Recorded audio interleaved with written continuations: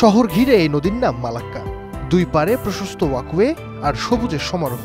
তার বুক চিরে ছুটছে ওয়াটার বাস। উদ্দেশ্য মালয়েশিয়ার প্রাচীন শহর মালাক্কা ঘুরে দেখা।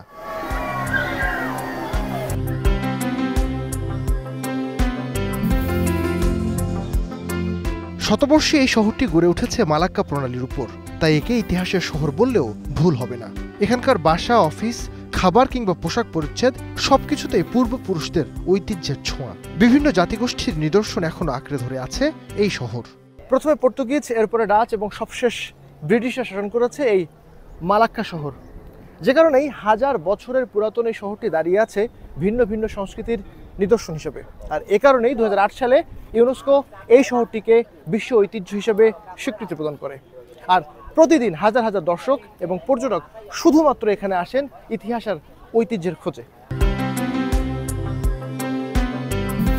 পর্যটকদের জন্য বিনোদনের সব আয়োজন আছে মালাক্কায়। আছে চার্চ, মসজিদ, মিউজিয়াম, ডাচ, পর্তুগিজ ও ব্রিটিশদের ফেলে যাওয়া নিদর্শনও। ঘুরে বেড়ানোর জন্য আছে এক ধরনের রিক্সা, যা কর্কশিটে তৈরি হরেক রকম পুতুল আর পাখি দিয়ে সাজানো। মালাক্কার এমন সৌন্দর্যে মুগ্ধ পর্যটকরাও।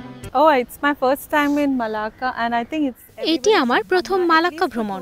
আমি বলবো 2 দিনের জন্য এখানে ভ্রমণে আসা উচিত। এখানে ইতিহাস ও বিনোদনের অনেক উপাদান রয়েছে। আমার মালাক্কা খুবই পছন্দ হয়েছে। এটি খুবই সুন্দর জায়গা। আপনি এখানে বিভিন্ন কর্মকাণ্ড করতে পারবেন, শপিং করতে পারবেন, পুরাতন ঐতিহ্য দেখতে পারবেন, ছবি তুলতে পারবেন। have shopping also, and also there are places.